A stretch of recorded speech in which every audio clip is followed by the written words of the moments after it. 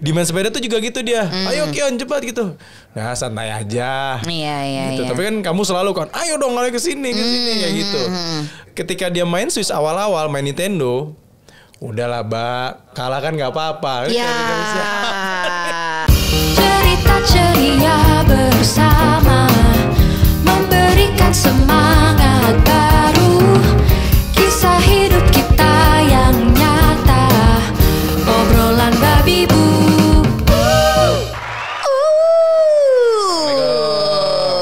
Waalaikumsalam warahmatullahi wabarakatuh. Hai.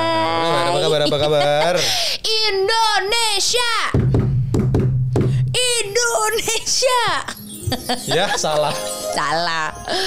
Aduh, kemarin tuh ya adalah momen yang luar biasa. Emang kamu nonton? Aku tuh kan nggak nonton ya, aku Nggak jujur nonton. aja. Tapi Sasa tuh nonton banget. Nonton banget ya. Jadi akhirnya pas kemarin, ayo dong lo bentar lah nonton lah gitu. Bukannya nggak mau nonton, tapi aku tuh kalau udah nonton tuh keperasaan semua. Jadi kayak nangis, teriak, nyemangatin semua tuh jadi mix feeling gitu. Ini kita lagi ngobrolin ini ya, kita lagi ngobrolin kemenangan dari Indonesia. ganda putri di badminton Olimpiade. Terus Grecia Poli dan siapa partnernya?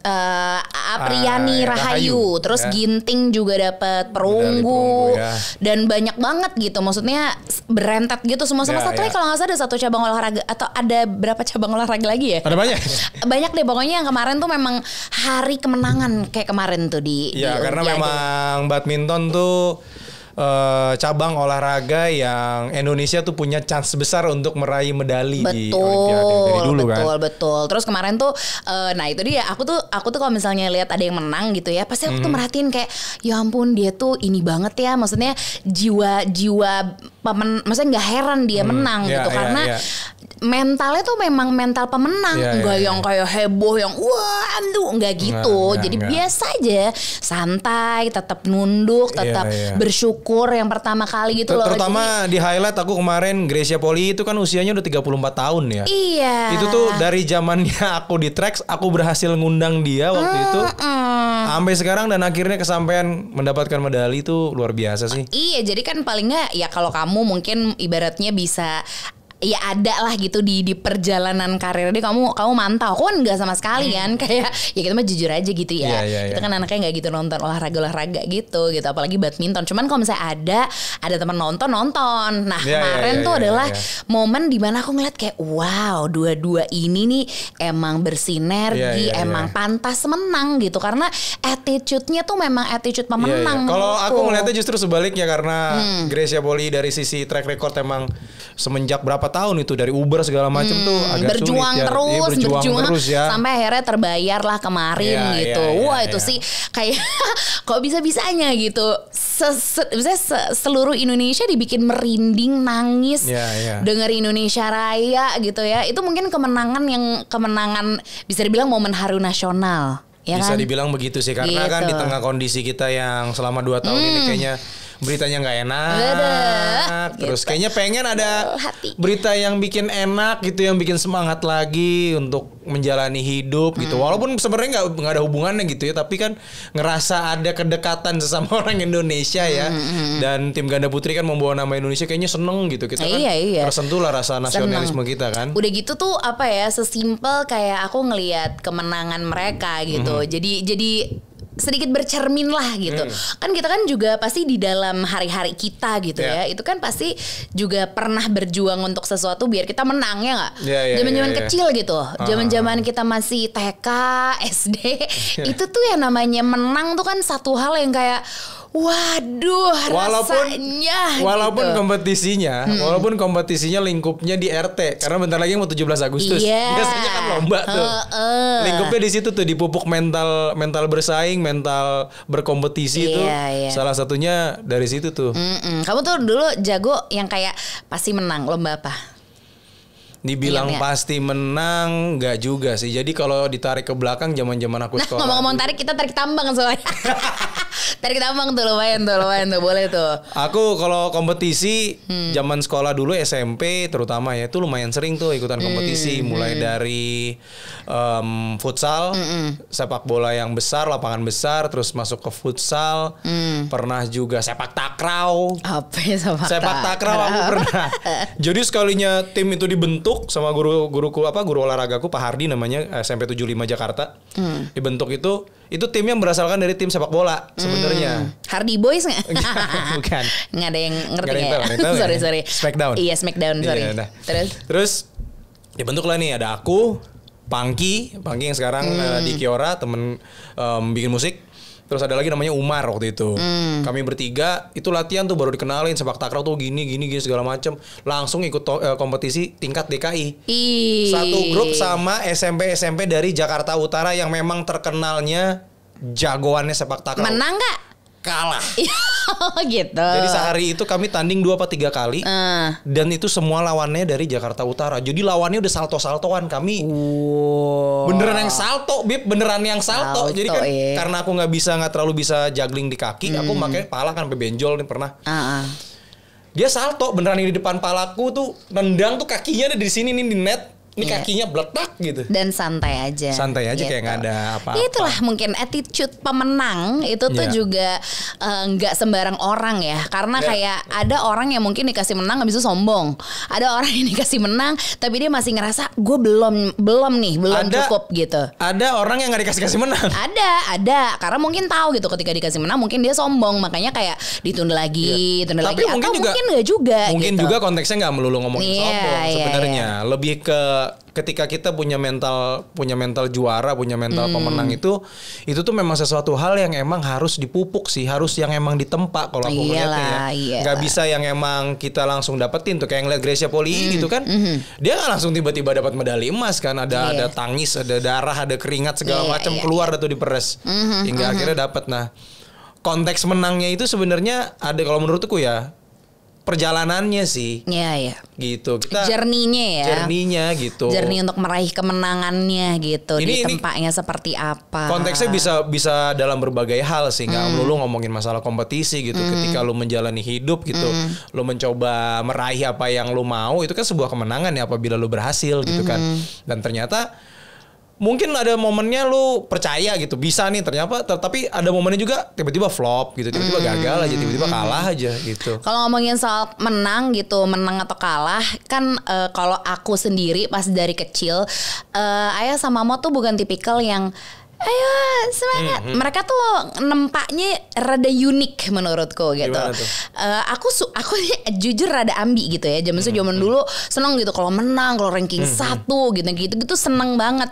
Cuman caranya nih pas aku pikir-pikir, oh lucu juga ya ada cara seperti ini gitu. Karena ayah sama tuh tipikal yang terserah kayak oh lo ranking 1, oh ya udah ranking 10, ya udah. Tapi mereka tuh ngasih tahu gitu. Sebenarnya bukan mengancam, tapi lebih ke gini. Kita kan udah sekolahin kamu di swasta nih, gitu ya. Itu butuh biaya. Tapi kalau misalnya kamu emang udah nggak semangat, nggak apa-apa. Kita cari sekolah yang lebih murah lagi aja. Jadi ayah sama nggak harus kerja keras untuk membayar sekolah yang mahal itu gitu. Banyak kok pilihan, misalnya di belakang komplek, di kampung belakang gitu. Itu ada satu sekolah, gue akan lupa namanya, SMP 5. Aku nggak bilang jelek, tapi memang sederhana gitu. Maksudnya lantainya juga dari aspal aja, bahkan aspal ada coran? coran. Terus habis itu ya nggak ada AC udah pasti. Satu kelas tuh kayak 40 orang gitu. Kalau kamu mau di situ nggak apa-apa, kan kamu juga lebih dekat ke rumah, tinggal jalan kaki. Caranya gitu. Ya gue kayak ya di saat itu gitu, kalau misalnya throwback, udah mana di sekolah swasta, mana cuman 25 orang, terus habis itu juga bening-bening, ngerti gak? Dikasih kayak nggak dimarahin, cuman waktu itu aku inget banget aku ranking 13 deh kalau nggak salah. Jadi kayak biasanya 5 besar terus tiba-tiba 13. Mereka nggak nyuruh kayak kenapa nggak ranking? Enggak, mereka nggak pernah marah. Cuman kamu masih semangat nggak nih sekolah di sini? Kalau misalnya nggak mau, kita pindah aja, tahu enak kan di situ. Kamu tinggal jalan kaki gitu. Apa tuh sebutannya ya? Dikasih ini ya, dikasih sudut pandang yang berbeda gitu. Dikasih sudut pandang yang berbeda, terus kayak nggak mau mau. Bukan jelek ya, tapi udah ya kalau ya siapa sih yang enggak gitu kalau udah tahu nyaman, masa ibaratnya mau di downgrade gitu kan. Padahal sebenarnya mungkin aku bisa-bisa aja sekolah di situ, tapi yang udah namanya juga anak kecil nyamannya di situ udah nggak mau di mana-mana lah. Nah dari situ akhirnya kayak oke, gue harus bisa itu sendiri nyemangatinnya. Jadi bukan yang kayak ayah sama mot mereka nyemangatin udah pasti doa lah gitu. Cuma kan doa kan diem-diem terselubung gitu. Nah kalau kamu dari keluarga yang seperti apa kalau perihal ayo Esa harus menang aku atau gimana? Berkali-kali ikut kompetisi baik itu olahraga gitu, futsal pernah waktu itu zaman SMA ya, SMP pernah tuh waktu itu. Jadi SMP ku waktu itu satu-satunya SMP negeri. Selebihnya tuh SMP-nya swasta semua tuh. SMP-nya swasta semua. Nggak pernah bilang atau ngupdate gitu. Kalau lagi ikut kompetisi sebenarnya ke mama sama papa gitu kan, papa. Tahu-tahu ikut gitu. Kayak misalnya ngeband dulu tahu-tahu udah bawa piala misalnya. Biasanya kayak gitu. Cuman memang bukan tipe yang orang tua yang ayo kamu harus, ayo papa akan dukung, mama akan dukung gitu. Enggak ya. Juga enggak, tapi memang mama pernah bilang kalau dulu kalau kamu punya keinginan, satu keinginan, kamu harus dapetin itu, kamu harus kejar. Itu biar gimana pun kamu harus kejar, kamu harus dapetin tuh, nggak apa-apa, ayo semangat gitu. Itu aja, itu modal. Jiwa Ariesnya bergelora gitu ya mama ya. Ibu Susi. Kayak gitu sih. Jadi emang nggak yang ya pasti doa kan pasti selalu lah orang tua. Cuman memang bukan tipe yang kayak gitu. Nah biasanya itu memang ngebangun mental itu memang dari orang-orang sekeliling sih. Kalau aku ngerasanya, kalau emang di sekeliling lu ini adalah orang-orang yang emang punya jiwa berkompetisi yang tinggi, mau nggak mau akan ke bawah. Mungkin gitu. Rasanya tertekan. Gue ngerti mungkin lo rasanya tertekan ya. Ada di lingkungan yang kayak, duh kok lingkungan gue pada ini semua ya gitu. Akhirnya menjadikan lo mau tidak mau. Nah tapi ini mungkin agar nggak, maksudnya lo nggak salah tujuan juga gitu ya. Ketika lo memang sudah tahu kalau sekeliling lo, wah kompetitif sekali nih gitu. Lo juga jangan kayak, oh gue harus menang agar ngalahin mereka, ya nggak gitu, tapi menang untuk diri lo gitu. Aku pernah ngerasa nggak menang sama sekali karena waktu itu masuk ke SMP yang emang semua siswanya unggulan semua kan. Jadi aku ngerasa ya udahlah, kayaknya nggak harus jadi yang paling terbaik, kayaknya udah pada terbaik semua, ngambil dari sisi yang lain aja deh. Ya jadi yang ekskul aja deh. Baiknya santai aja. Santai aja deh. Bukan gitu. Yang terbaik tapi baiknya santai aja. Santai gitu. aja, nggak usah yang terlalu lah. Gitu kan emang juga waktu itu lagi suka main, ya kan kita kan gitu kan. Ada tuh kalanya tuh. Pastilah lagi pengen sukanya main aja, belajar, kayaknya lagi nggak tertarik sama akademis ya udah. Dan ini juga yang sekarang lagi kita usahakan membangun mental pemenang untuk Kion. Sedangkan kita bilang kan gitu ya, namanya hidup ya, nggak pernah tahu gitu akan menang atau kalah. Jadi kita juga nyiapin, kita bilang sama Kion kalah tuh nggak apa-apa, tapi gue juga mau lo menang, gimana ya? Bingung juga, sejujurnya bingung. Kayak gimana caranya ketika misalnya kita pengen banget mentalnya Kion itu, lo harus jadi pemenang. Maksudnya menang tuh it's very good for yourself. Rasanya tuh luar biasa membahagiakan, gitu. Membahagiakan gitu. Cuman kalah juga nggak apa-apa. Maksudnya ketika nanti kalah, lo jangan pundung gitu. Gimana tuh? Ada momen yang awal-awal nyeting di tengah tuh gimana tuh? Karena Kion udah bosen kan dengan mainan segala mungkin, dengan kondisi juga yang di rumah terus nggak punya teman untuk interaksi gitu ya. Jadi kan memang kita kan memang harus punya putar-putar otak kan. Pagi kita udah ngajak dia main sepeda. Di main sepeda tuh juga gitu dia. Ayo Kion cepat gitu. Nah santai aja. Gitu. Tapi kan kamu selalu kan, ayo dong lari ke sini kayak gitu. Ketika dia main Switch awal-awal main Nintendo, udahlah Mbak, kalah kan nggak apa-apa. Pasti dari kamu nih. Iya tapi bener kebayang bener, pundung kalau kalah terus pundung repot juga kita.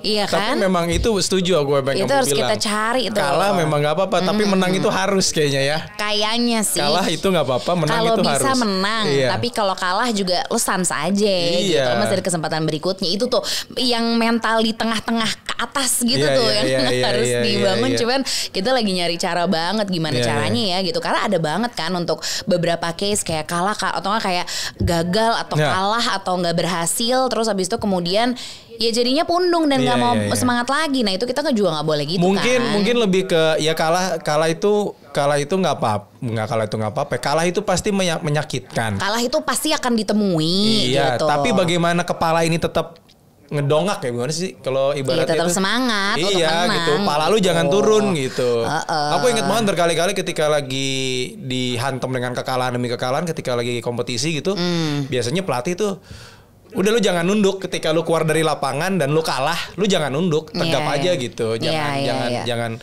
lu kayak kemarin Cina tuh luar biasa loh. Menengok ke sang pemenang ya, menengok ke siapa namanya? Ke Gracia dan juga ke Aprilia Rahayu. Iya, Apriliani Rahayu, betul?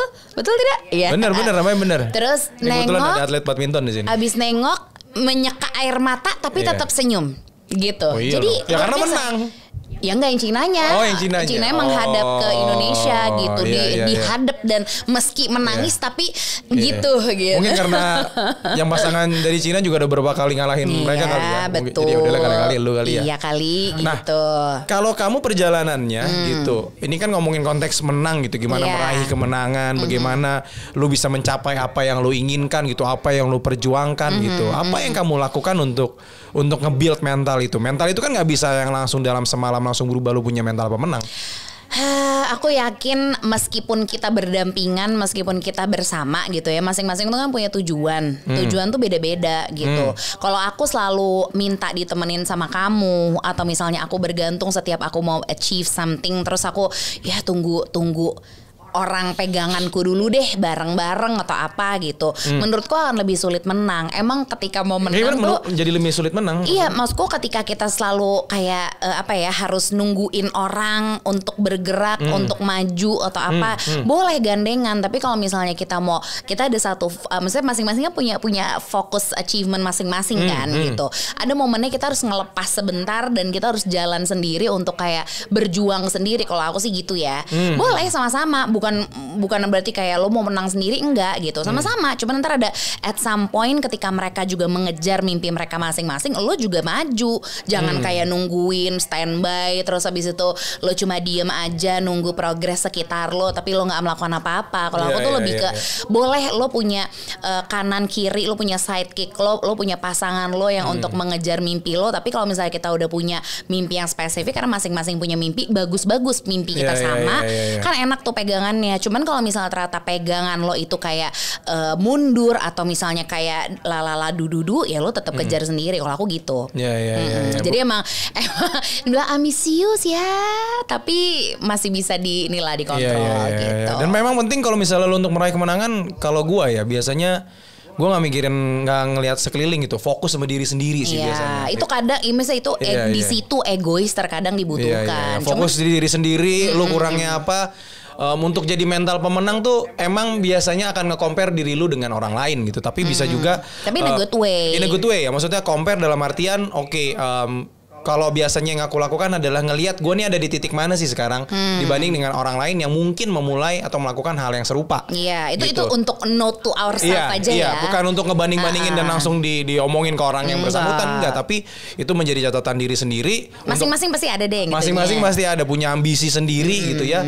Lu set up goals lu sendiri, lu tahu lu ada titik di mana lu memulai garis startnya. Kalau udah sampai naikin lagi standar gitu aja terus. Kayak ibaratnya main game gitu. Jadi ketika lu udah selesai dengan satu tugas, satu challenge gitu ya.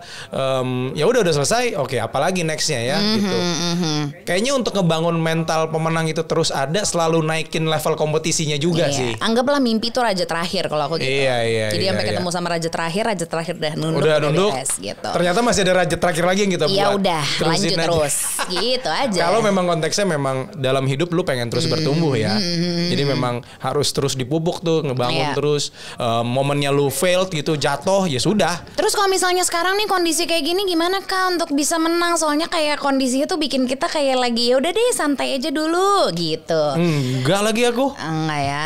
Karena gini, ketika kita dihantam pandemi kurang lebih 2 tahun yang lalu kan ya. Udah 1,5 tahun jalan 2 tahun. Udah mau jalan 2 tahun kan di tahun lalu 2020 ketika lagi pada tengkurap semua.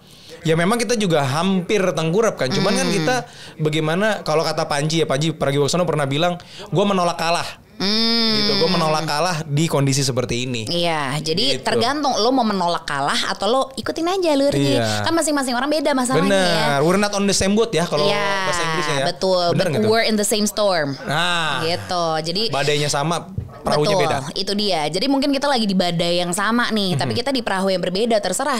Ini benar-benar terserah lo yang lagi mendengarkan, terserah kami juga yang lagi menjalani. Tapi ya kalau buat kami gitu, ya we're in the same storm but in a different ship aja gitu. Terserah. Gimana caranya cara sekarang berjuang gitu. Melewati bertahan. Gitu sih. Jadi menangnya di situ aja. Nah itu mental pemenang itu tuh yang emang di tempatnya cocok di kondisi yang seperti ini nih.